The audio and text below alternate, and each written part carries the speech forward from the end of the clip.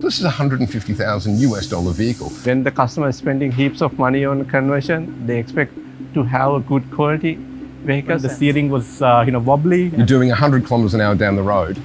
This kills people. Not only do you have a heat issue here, but if you have an impact front of the vehicle, brake line is gone, you have no brakes. You die. It's a Raptor, I'm cruising super fast, I see a problem, I hit the brakes, and that happens. That is going to kill your occupants. Especially with the HVAC unit, I don't know, they have done some kind of weird modification. Airflow was non-existent. Heating doesn't work, cooling doesn't work, the air doesn't actually come out of the vents. Your lane change technology is not working, it hasn't warned you. You look in this mirror, you can't see anything, you're dead. It is just utterly, utterly ridiculous.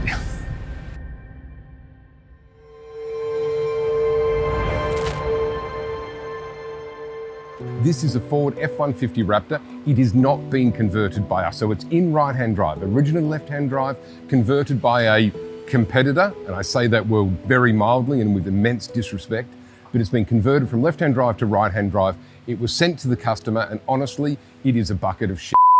Maybe you need to bleep that out, but this vehicle is a death trap.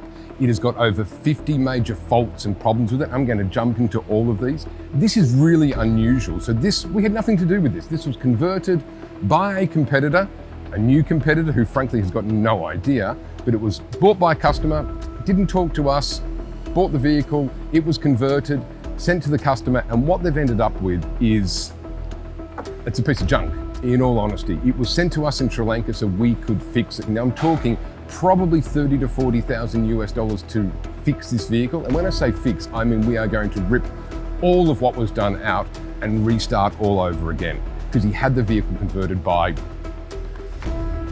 So come with me and have a look. We'll jump into the exterior a little bit later on, but there are some abundantly clear issues. And I'm going to need the boys to move the lighting in so we can see this. When we open it up, and I'll jump in a second, the most obvious thing that we look at is this, the play in the steering wheel. It shouldn't do that, boys and girls. This is dodgy steering. Now, sitting here inside our factory, this is utterly ridiculous, but imagine you're in the car with your partner, your wife, whatever, your children, you're doing 100 kilometers an hour down the road. This kills people. Very simple. That is, or should be, the first test you do on any vehicle. This failed it quite clearly. Let me jump in. All right, so when the vehicle arrived, it didn't start. There's an issue. As of today, right now, the windows, they don't go up and down. Crazy. The LCD screen didn't work, but if we step through and have a look at things like this here with the door switch panel, it looks like a child did it. It is as rough as it possibly can. And again, I'm not sure with the lighting if you can pick up the different materials here, but this is an incredibly rough fiberglass job. Again, just not professional. The other thing that's missing, obviously this has gone from a left-hand drive to a right-hand drive conversion, is you've got, and you're sitting over there, your door lock mechanisms, which obviously on the original left-hand drive vehicle are over here. They should be sitting here. You know, pretty simple. Windows don't work, pretty major failure. Door switch panel, just literally chopped and swapped across. If we look over on this side here, you can see the gap. So that'd be my finger, that'd be the gap that I can put my finger in. You shouldn't be able to do that. These things should be tight, and everywhere we look, there are gaps. But this is childlike. Now, this is not necessarily a danger element, but this is an expensive vehicle. This is a $150,000 vehicle. We've got a GMC Sierra Denali Ultimate sitting over there. We could jump backwards and forwards between it, and you will see the level of finish to this, which is done in a shed in a desert by a bunch of cowboys, and that's probably being generous, to be perfectly honest. As we step into the vehicle itself, where do we start? In fact, there's one thing we might pick it up on the cameras is, and again, moronic, honestly, the windscreen wipers have not been switched over. So they've not done the wiper transformation. The issue with that is that when you're driving the vehicle, now on the right-hand side, the entire top corner of the windscreen doesn't get hit by the windscreen wiper. So that's actually illegal. You could not, in fact, for most countries, you can't import this vehicle into it because you can't actually drive it because that 1/3 of the windscreen is not going to be clean. The water is not going to come off it. It's horrific. as we jump into the vehicle, and I'll actually just start it up, if it starts. If it starts, well, maybe I won't start it up, but sitting here, there's a couple of bits and pieces that we need to look at. Now, dangerous. So if we jump in and have a look at the accelerator pedal and indeed the brake pedal, I'm not sure if you can pick this up. When you're driving your vehicle, you know, we're cruising down the road, we're accelerating, you want to put your foot on the brakes, you go like that. There shouldn't be that gap between your accelerator and your brake pedal. So that is incredibly dangerous. So again, imagine yourself driving down a highway, 100 kilometers an hour, I'm hammering along, it's a Raptor, I'm cruising super fast, I see a problem, I hit the brakes, and that happens. I don't stop. Now, that is going to kill your occupants. And wait till you see what they did inside the engine bay. It's absolutely shocking. As we jump into our driving position, and again, this is possibly hard to pick up. So the angle of the steering wheel to the dashboard is completely off. So the actual dashboard is centered incorrectly. So it means that you can't, it looks odd. The second element is the steering wheel is actually, I would say probably maybe an inch too far to the right, 2.5 centimeters. Again, incredibly poor conversion. That's the whole steering path column not being done correctly. But as I'm sitting here in my driving position, I can't actually see the rev meter. The general rule from a compliance, or indeed actually even just an operational perspective, is when you're sitting inside the vehicle, you should be able to look straight down the gap in the steering wheel here and see the brake pedal. Now, I can't, it's off to the side, which again is this gap. Now I've got size 11 shoes on and my feet literally sit there. And I come back to this point because this is just so critical. Accelerating, problem, brake. It's just, you do not want that to happen. Again, it's actually technically it's a compliance issue. This would fail any form of proper compliance, but it's a dangerous element. Now, as we jump into the vehicle and again, we might need to move some lights in so we can see this properly, but there's some pretty obvious issues here. Again, panel gaps everywhere. It is absolutely shocking. If we look, I don't think you should be able to do that. Look, I can literally put my finger in the gap. I mean, it's in a way it's comical. I mean, this is just, honestly, it looks like an 8-year-old did it.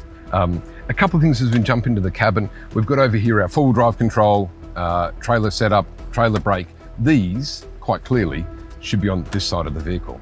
That is, I don't know, probably a lack of skill, a lack of capability. Let's move on to the gear shift lever. This is where it was when it was a left-hand drive vehicle. Quite clearly, it should be on this side of the vehicle. You know, now look, it's still operational, but again, button wrong side. It's just, again, I don't know if it's a lack of ability, a lack of understanding, or a lack of actually just giving to be perfectly honest with you. Now, we've actually had to, when the vehicle arrived, the whole LCD panel didn't work. So the boys have temporarily fixed it. It has over 30 odd engine and electronics faults recorded. I mean, again, it puzzles me how this was provided to the customer as a completed vehicle. I mean, it's absolutely nuts. And again, you can see, gap. It's just shocking. I mean, this is priceless. So obviously our glove box is sitting here. Now, again, I don't know if you can see here, but there's a nice curved edge here. That's not really supposed to be here. You're not really supposed to be able to stick your finger down that hole. But watch this. Again, I don't know, how do we affix the dashboard back in? We bolted in with some hex-looking screws. And look at the finish here. Didn't even bother putting in a screw in. I mean, it really is appalling. And watch this. Gap. Just absolutely shocking. Oh, the other thing is the HVAC system. Again, I don't know what they've actually done, but heating doesn't work, cooling doesn't work. The air doesn't actually come out of the vents, which is quite intriguing. It doesn't have an outside air source. So all it does, and again, we might be able to pick this up in the camera. If you can drop down and have a look under here, this is remarkable. There is no cover plate. So the air for the HVAC system is drawn in from under here, doesn't get heated, doesn't get cooled, and away it goes. And I'm sure once we start the disassembly of this, we are going to find a complete cluster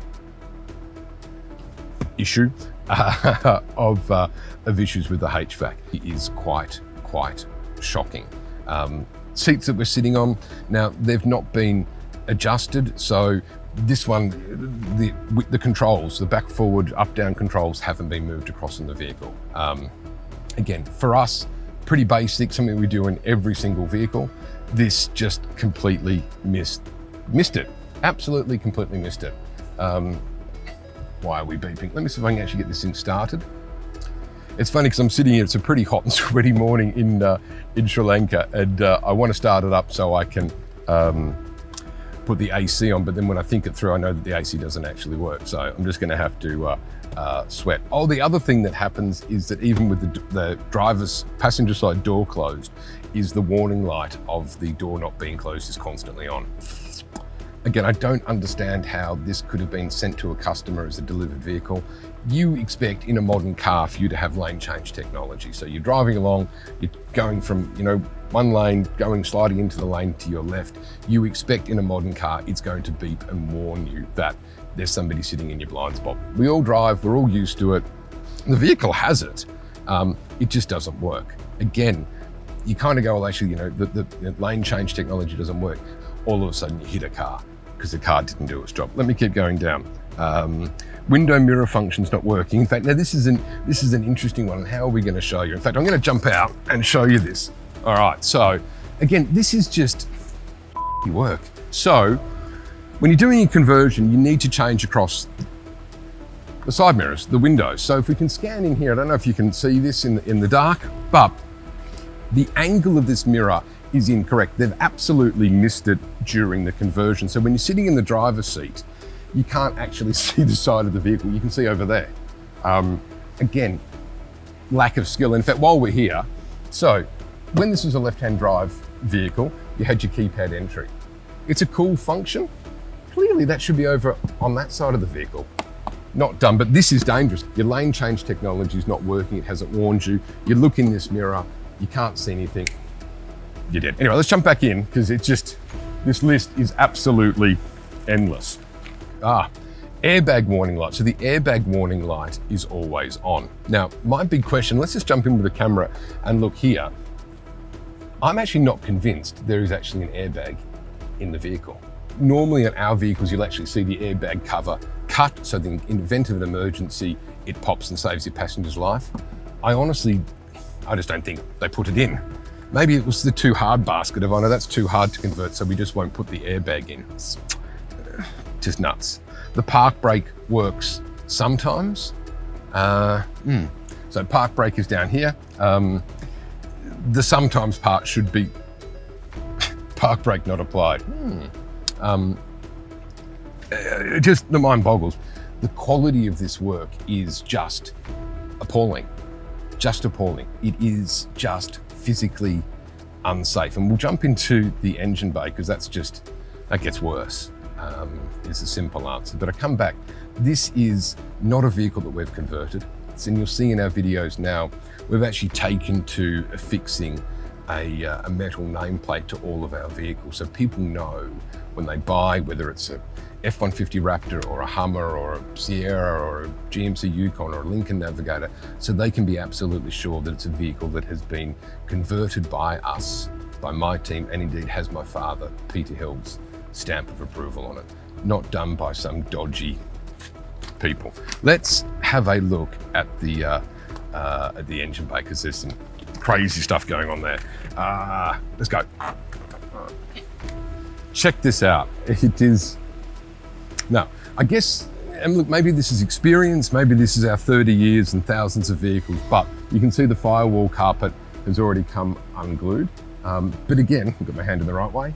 There is a gap here with the HVAC unit. And again, I can literally put my finger. It is just shocking. Then as we pan across here, and again, you can start to see just the quality of the wiring. Really, really, really, well, my dad's in his 70s and very Australian. He would just say it's a piss poor job. But if we have a look at this, and this is, we're going to zoom in onto this one here. So this little magical pipe here, I'm not sure if you can get that here, that is your brake line. That should not be at the front of the vehicle. That should not be over the radiator, which funnily enough gets a little bit warm. We would always, and indeed we always do, run the brake line up against the back of the firewall. Now, why don't you put it here? Well, why do you put it here? Because either you're a moron or most likely it's faster and cheaper and you don't know any better. But not only do you have a heat issue here, but if you have an impact front of the vehicle, brake line is gone, you have no brakes, you die. The thing that's worth having a look at is a couple of things. You're going to need to come around here and shoot in from this angle.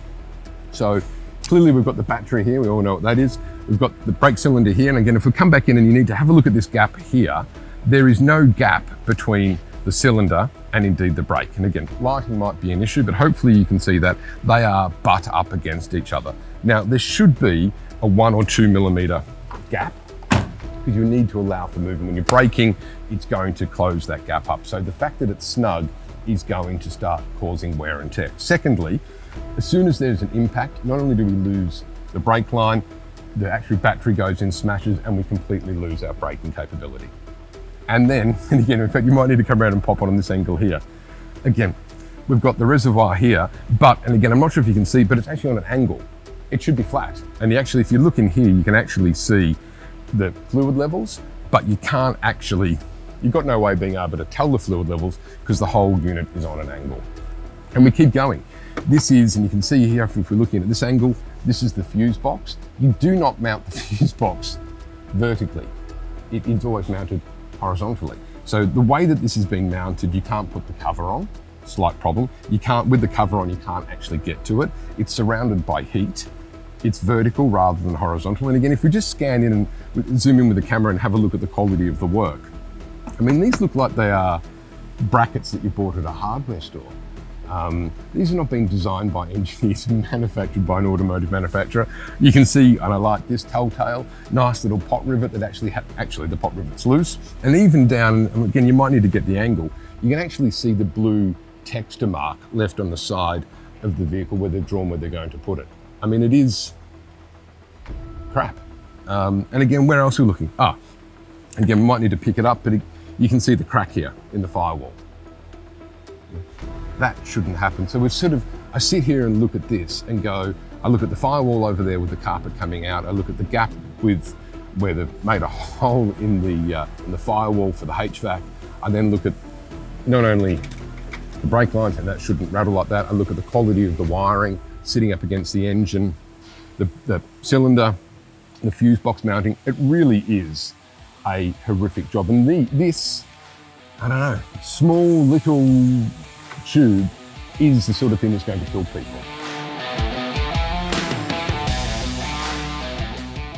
We took nearly 3 days to figure out what's wrong with the wiring. Then we realized that there are a lot of quality issues existing with the engine bay and interior. So from the initial assessment, the steering was wobbly, and we had electrical issues all over the place. HVAC, we had airflow was non-existent in some of the vents. So that was the extent of the initial observations that we found from the vehicle.